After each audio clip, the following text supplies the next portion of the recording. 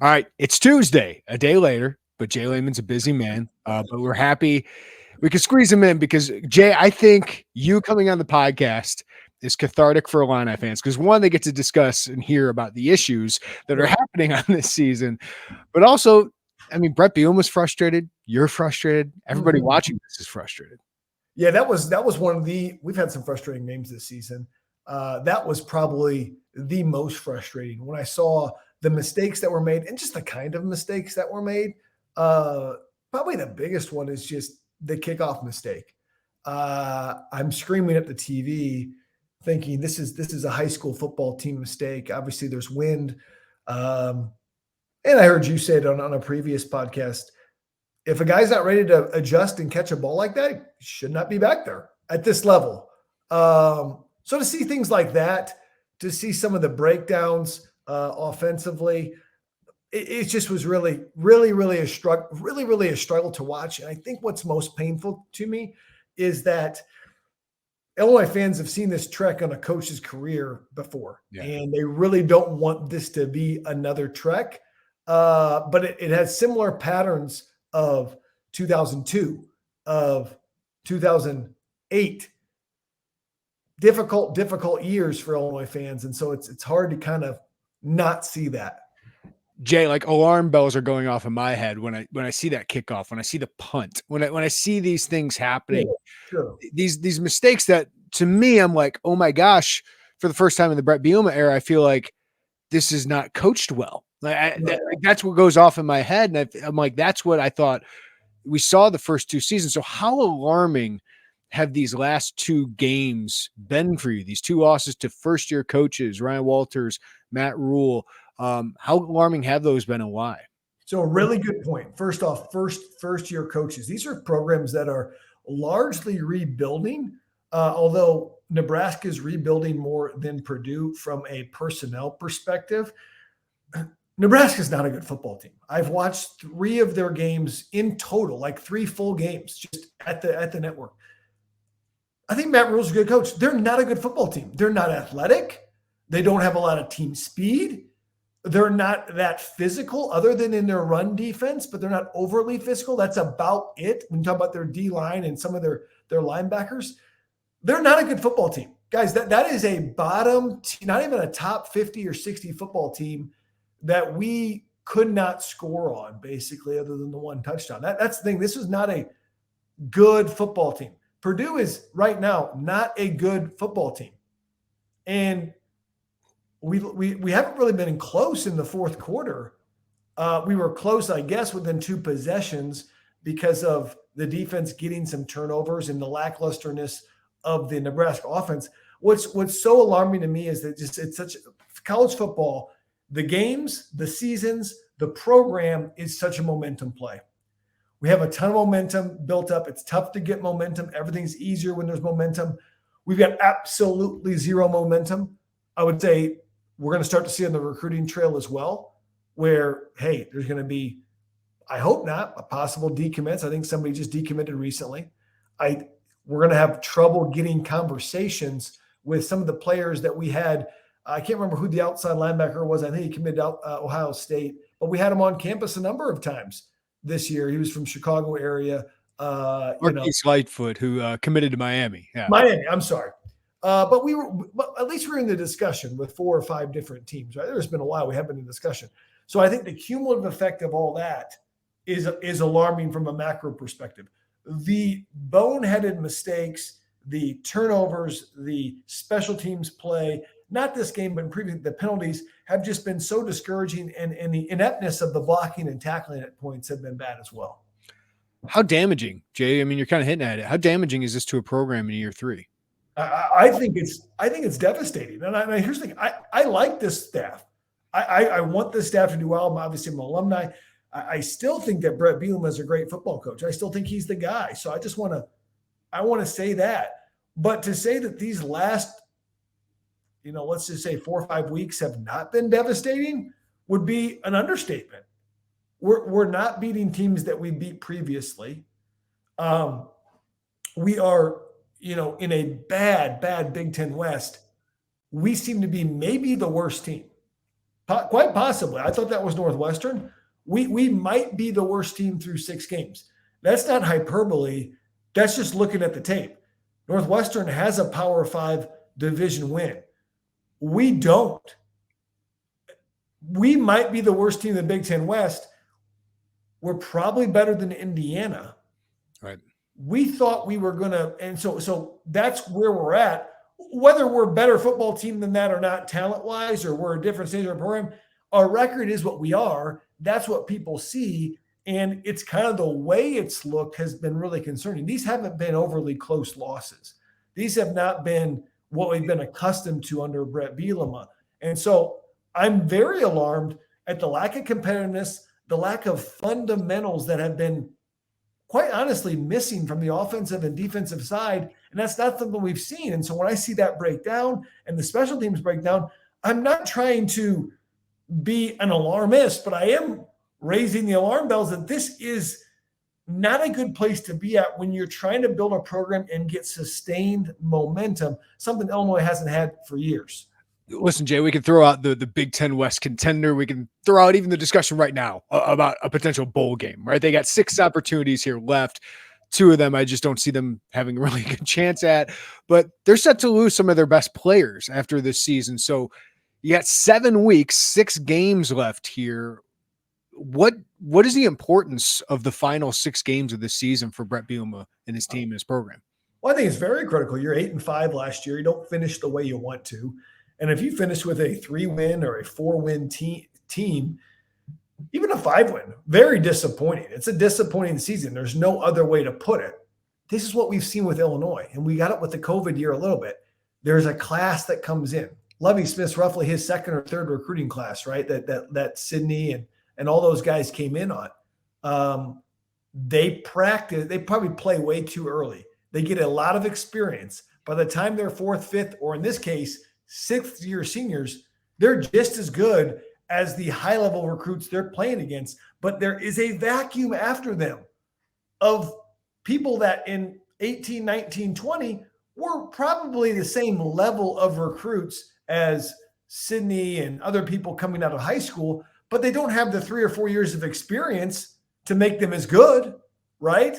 And so we have this vacuum of, is that the vacuum we're feeling right now where Brett's guys really haven't taken hold? We're in that vacuum of the 1920 recruiting class, and we don't have a ton of huge leaders. But then again, I'll come back. We do have some. We do have a Johnny Newton. We do have a Keith Randolph, who have been playing pretty well, I will say. We do have a Tariq Barnes. We have Isaiah Adams, who was a JUCO guy. We have a couple pieces. But back to your original question, it would be a huge disappointment. It'd be a huge momentum blow. I think it will affect the portal. I think it will affect recruiting. And I think that's the biggest thing that I'm worried about long-term, especially as we go into a Big Ten West that's going to look drastically different from 2024 on. We've talked about this a little bit before, but I hate to go so macro so early in this conversation. We'll dive into Nebraska a little bit here, Jay, but the offseason, like the portal, they got to be more aggressive, right? Like if they want to compete next year, I mean, you're going to lose Johnny and Keith and Julian Pearl and Isaiah Adams and maybe Isaiah Williams too, right? So it feels like the portal, they got to be more aggressive than they've been here recently. Absolutely. I mean, I think they were aggressive with the quarterback play, but we are going to have some opportunities in the portal at the D-line position, at the offensive line position. And I think those are the portal positions that you really want to hit, because those are the guys that are hardest when you recruit to get them ready to play.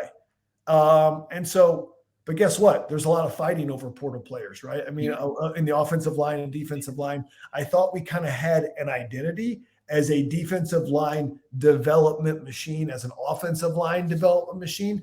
I'm not sure how much that identity is going to carry over this season, but we've got to be better in the portal. Even Purdue got a lot of SEC defensive linemen out of the portal and got them to play in West Lafayette. We can do that too.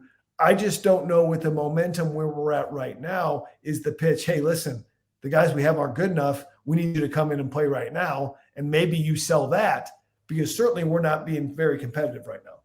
Are you looking for unique and comfortable Illini gear? Well, Home Field is a premium collegiate apparel based in Indianapolis that emphasizes their commitment to creating incredibly comfortable, officially licensed apparel with vintage college designs. They feature a growing collection of over 150 colleges to choose from, including, of course, the University of Illinois. So go check out homefieldapparel.com because their designs are super unique because they delve into the archives and history of each school using unique logos and iconic moments to create thoughtfully designed apparel.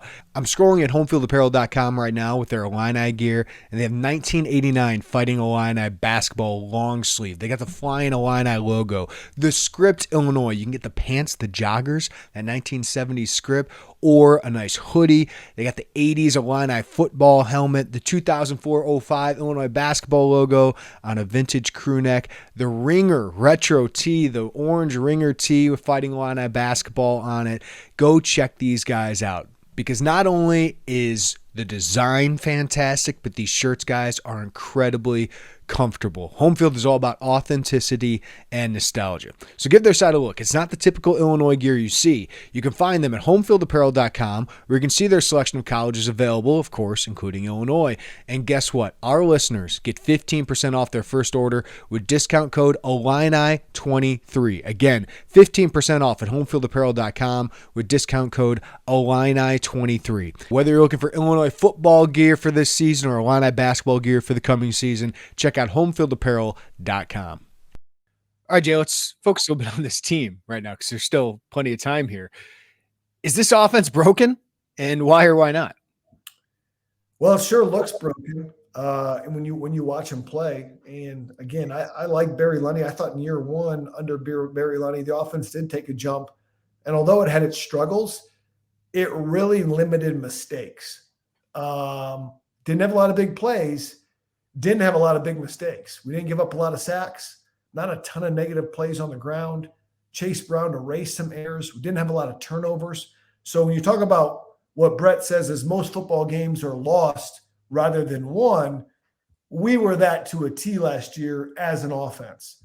And you couple that with a dynamic, once-in-a-generation defense, if you're an Illinois fan, you have a successful season.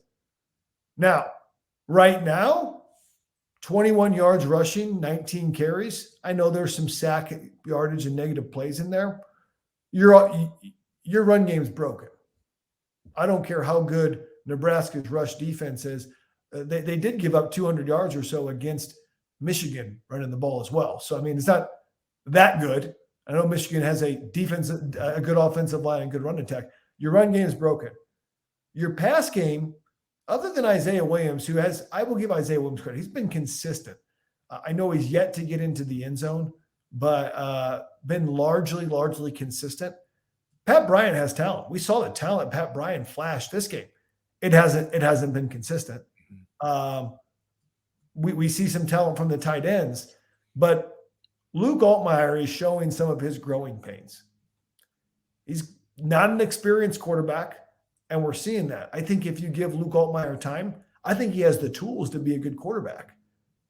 I don't think he's a guy you can just run for 21 yards and say, let's put on Luke Altmaier's back. I think right now he's a complimentary quarterback.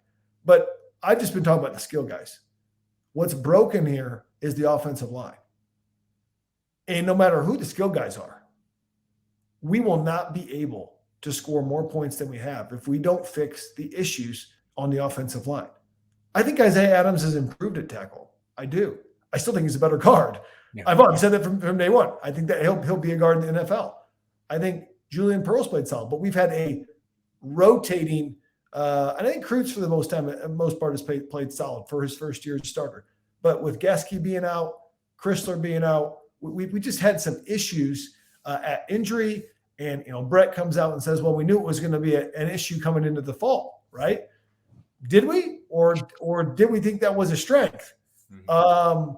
Sounds like they might have seen some of the lack of depth. And I don't get it. We don't have a ton of depth at offensive line. But the reality is that no offense, whoever your skill guys are actually going to do anything better if the offensive line is like that. And it makes me wonder, how good was Chase Brown? Did Chase Brown make up for a lot of mistakes by making one or two guys miss that some of our backs can't make miss now that made them rush for so many yards? Again, a long answer. Now I'll let you ask a question. No, it's a great answer. And I think I know Jay talking to somebody that they think Chase Brown outran some mistakes, and also that Tommy DeVito got the ball out so quickly that covered up some mistakes as well.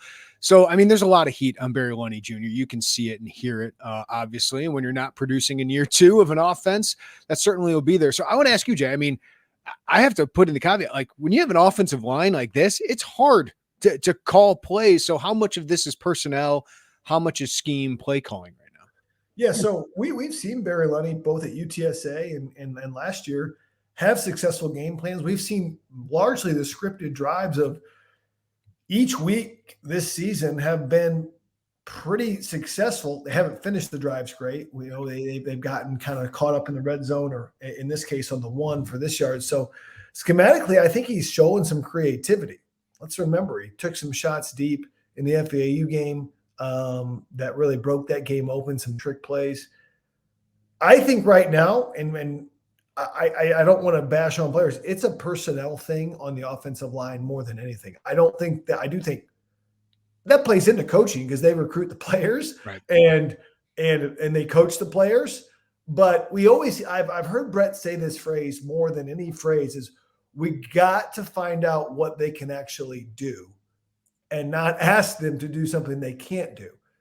I don't know if the list is getting small by now because we keep asking them to do stuff that obviously hasn't worked. And so, yes, is it more Barry? Is it more Brett? Is it more offensive line? Yes, for all of them. But I don't think any offensive scheme that you run, whether it's Georgia's power run game or whether it's air raid, would be successful with the way the offensive line has played thus far. They've been the most disappointing group. And I'm frankly concerned about their future moving forward, as we could be out 2, maybe 3 starters next year. Yeah, no, absolutely. I wanted to bring up this too, Jay, that the special teams miscues were just atrocious. There's poor execution on this team all season. This team played clean football last year. Is that just experience? Is that a huge part of it? I think some of it is experience. We talk about special teams. I mean, again, let's say we have starters for 3 or 4 years, like we did on the back end or with some of these guys. You're going to have those special teams guys largely behind them for a long time, right? And so maybe your special teams are a little more solid last year. Now you have those special teamers become starters and brand new special teams that never played at all, right? So that's an issue. So I think some of it's experience. Some of it was just, first of all, almost got one punt block prior. I thought it was blocked, and then he just barely got it off.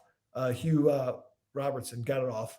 And then the second one was the rugby, and it was just kind of strange what happened. Like, was he faking? Was he not? It sounds like that he went too far, but when you listen to Brett's comments.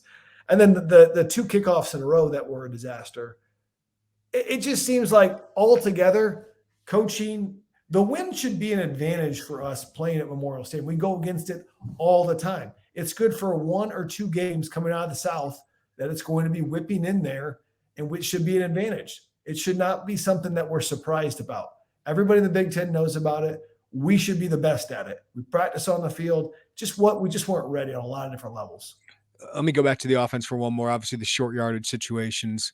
Barry tried a tush push. He tried, feeding it to Isaiah Williams, which if Henry Boyer blocks it, that's a touchdown.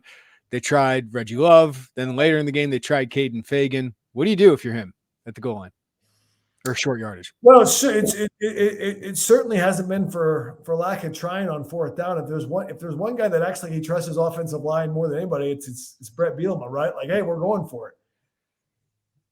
I'm still the tush push is now in vogue, right? When we see it all over the place. I have been seeing kind of a change in how it's called. To me, if you look across college football, it was almost a given. You got a half a yard by default on any QB sneak. They are not giving that half yard now. I've seen this, not just the Illinois game. I've seen this in the Notre Dame game. I've seen this in other things. They're not giving that half yard just because you've snuck the ball or put the ball over.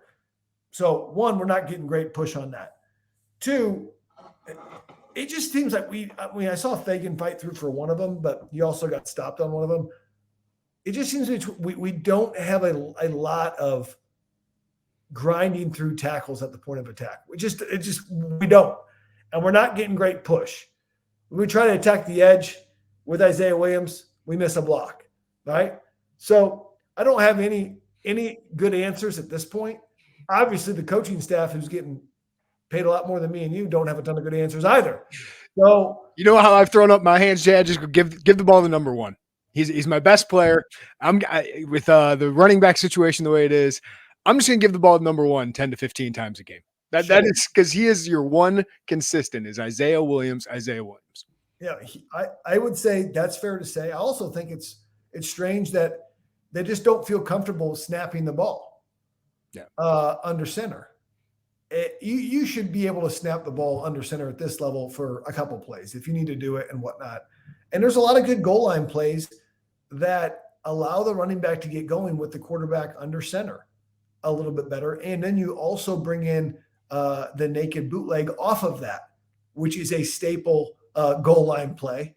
And, another staple 2-point conversion play or short yardage play is the rub route, which it's, a little flat route out to the edge, which we haven't really been able to execute great other than to Pat Bryant, I believe, in game one. Mm-hmm. So anyway, there's a lot of different options, but Isaiah Williams would be a good option. Yeah, I wonder the under center thing.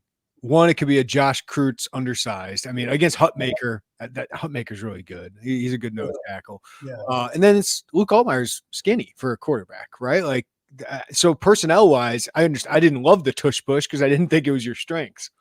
Yeah, no, and sometimes they bring in other guys. Like we're playing Maryland this week. I mean, a lot of times they'll bring in Billy Edwards for the tush push because they don't want Talia, who's a slight built guy, to actually get hit.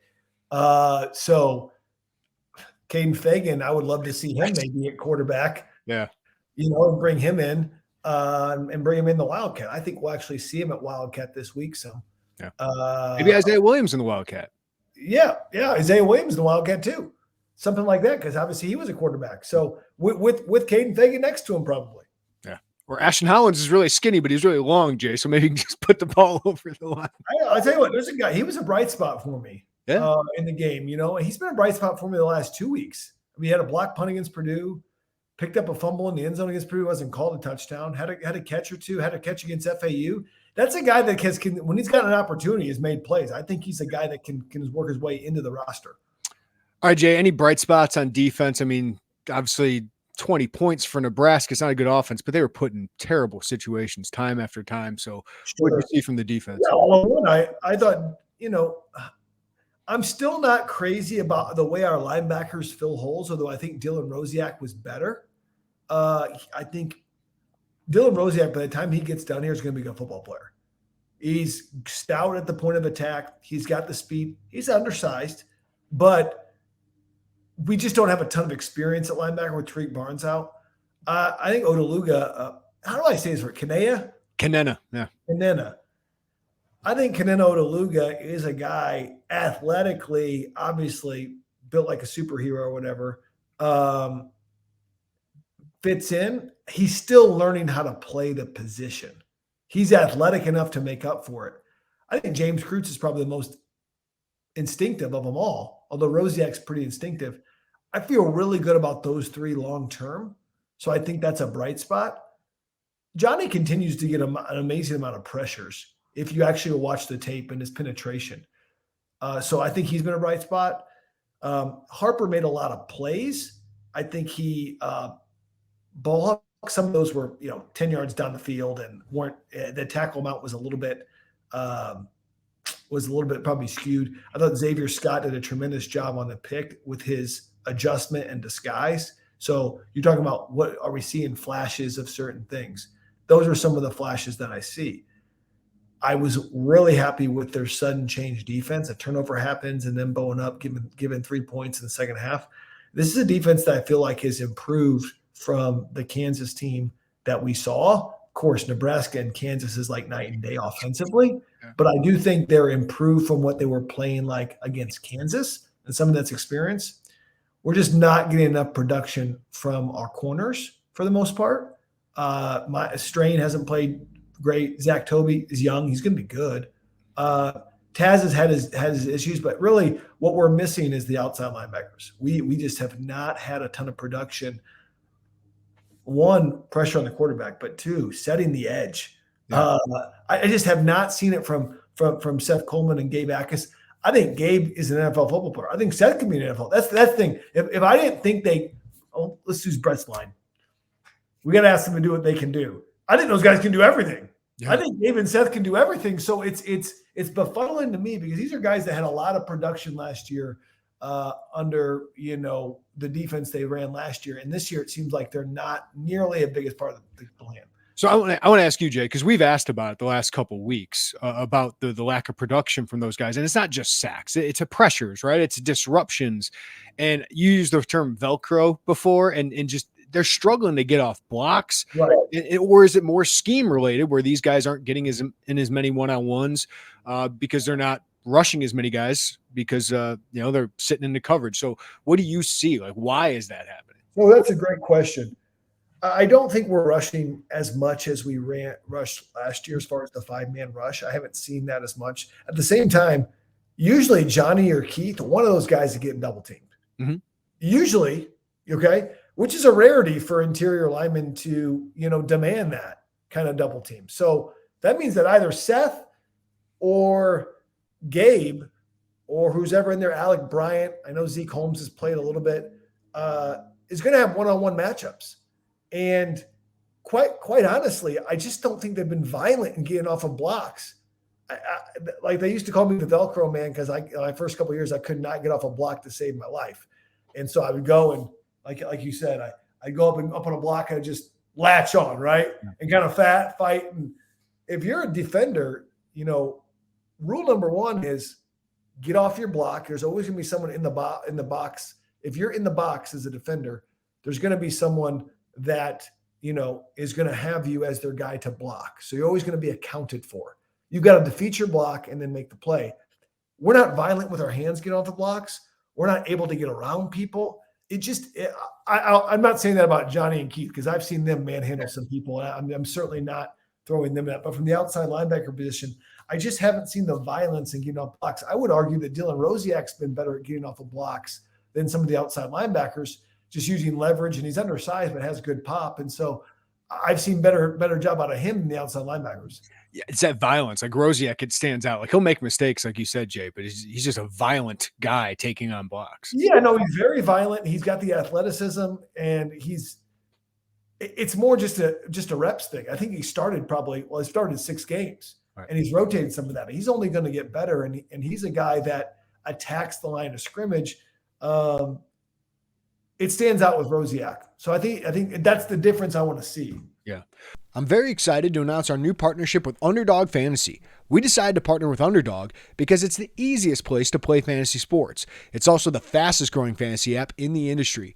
Underdog Fantasy has a lot to offer, including their Pick'em game. In Pick'em, you pick whether your favorite players will have a higher or lower stat total in this week's game for a chance to win big. It's so easy to play. Just pick 2 to 5 stats of your favorite players and choose whether they'll go higher or lower. You can 20 times your money by going 5 for 5. They also have a Best Ball Mania. If you think you know football, you got to check this one out. This year's Best Ball Mania has $15 million in total prizes up for grabs, with the winner taking home $3 million. So sign up today with promo code Illini and get your first deposit doubled up to $500. Visit UnderdogFantasy.com or find them in the App Store. And don't forget to register with my promo code Illini to get your first deposit doubled up to $500. That's a new deal. It was previously $100. Now it's $500. Must be 18 or older and present in a state where Underdog Fantasy operates. Terms apply. Concerned with your play? Call 1-800-522-4700 or visit www.ncpgambling.org. All right, Jay, Maryland, is this their toughest task yet? Good question, right? Here's the thing. I've been really impressed with Maryland. I've got to watch 2 of their games all the way through. Offensively, this is the best offense they'll face thus far. Defensively, they certainly don't have the dudes like a Penn State would have, but they've been playing at a very high level from a team defense perspective, both forcing turnovers, and they had some crazy stat up until last week. And the Buckeyes are usually, streak breakers, but they had kept I think it was like the last 6 opponents under 21 points or something like that. Something pretty good from a scoring defense perspective. So that defense has gotten a whole lot better. We've always known that Maryland's had athletes, and they hit the transfer board. Caden Prather, obviously a West Virginia transfer. They've had Jayshon Jones there for a long, long time. Corey Dyches is a good football player. They've got all kinds of weapons all over the field. But what I haven't seen out of Maryland, which has been surprising, is Mike Locksley likes to run the ball out of the spread. They haven't run the ball particularly well with Roman Hemby, but they're still solid enough to run the football. I mean, it's not just a dynamic run game. So do I think they're the best team? I think in a one-on-one matchup, I think Penn State would actually eke them out because the athletes they have on the defensive side of the ball and just the sheer size of the Penn State running backs. But Talia gives you a chance in every game to score and to score fast. I think this is the most explosive offense we have in the entire conference. I even put that up against Ohio State. And the reason is, look at the way they're able to score. I was covering this game. It was Indiana versus Maryland. Maryland had 9 minutes of time of possession in the first half and 27 points. They're not going to do a time of possession thing. They're going to do big plays. And so I really like this Maryland football team. I think they're a 9-win football team. That possibly a 10-win football team during the regular season. So I'm excited to watch them play. All right, Jay, I want to ask you any lock stories here in a second, but Josh McCray is out for the season. Reggie Love is likely out for this game. Caden Fagan and Aiden Lawfrey at running back. What can we expect? What do you hope to see out of those guys? Yeah, so I think Caden Fagan is as good as advertised. I think I'd love to see him get into the rhythm of I've got 10, 11, 12, 13, 14, 15 carries in the game and see what he can do. I'd also like to see some creativity with him a little bit. Let him run the counter play. Let's not just do up the middle. Let's run the counter play. What can he do on a toss sweep? What can he do out of the wildcat position, which he ran in high school? Aiden Lawfrey is a guy who has a certain skill set. He's going to struggle in protection. We've seen him struggle in protection, but he's a guy we've got to get out in space. And I believe you could possibly, if you could ever protect it, put him as another receiver in an empty set and see what his receiving capability is, in a, like it'll match up on a backer because, safety is going to try to match up with Isaiah Williams, but put him there. So I'm excited to see what these guys do. Obviously, these are our two busts with Jordan Anderson getting hurt as well. So that's 2 running backs done for the season and our best running back banged up. That's not what you want from any program. So I'm excited to watch them play, though. Yeah. All right, Jay. Any Mike Locksley stories? I know he's the other side of the ball, but he brought some dudes to Champaign, that's for sure. Well, he always brought some dudes. I never forgot when I first saw Derek McPherson. He was probably the most highly touted recruit in 2005. Derek didn't end up finishing here at Illinois for various reasons, but he was a different looking athlete. Kind of the first one I saw. Aurelius Ben, he looked like he was 30. I always say that when he got here. Second day, I spent 4 years trying to hang clean 315, and he did it his second day here. And I said, that's why he's a 5-star and I'm 0-star. So that's why I understood the difference there. And of course, Vontae was not that highly touted out of high school. I think he was a 3-star guy, but the moment Vontae got here, he just moved different than a lot of people. And even Will Davis, great athlete. A lot of people talk about a lot of production of the defensive line. So we knew the recruit. I think my most favorite lock story, and we laugh about this every time I interview him on Big Ten Network or I'm in College Park, and he'll bring it up because he was mad. It's the first year I'm a sophomore on defense. It's 2005, and we're playing at Rantoul High School. We had this scrimmage at Rantoul High School. I don't think they do that anymore, but it was like this fall scrimmage, right? So it's like kind of near the end of camp because we're at Camp Rantoul, and the defense really dominated the offense. Offense was struggling at that time. Some of the same issues we have now, unfortunately, the offensive line, and I was feeling pretty good about myself. And usually I'm kind of guarded when I talk to the media or paper, but Lauren Tate comes up, and I love Lauren, great friend with him. Saw you had a picture with him the other day, and Lauren goes, well, "What do you think about that offensive line out there?" And I said, "Man, it was like a sieve out there. There was leaks everywhere." And we were getting in left and right. Well, I didn't think much of it. And then in the paper the next day, I saw what it said. And then I also talked to Bob Asmussen the next day.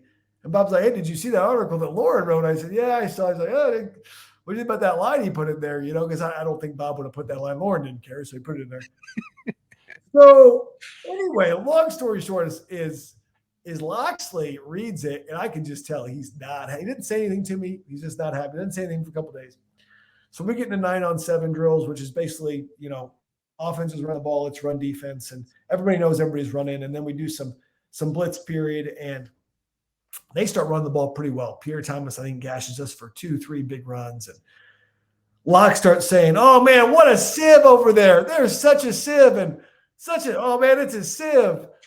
And so he goes like this for 2 or 3 days. I come to him and say, Coach, I'm sorry for saying that. I want to apologize to the offensive line. I don't want to talk about my teammates like that. So I did apologize to the offensive line, and I apologize to Locks.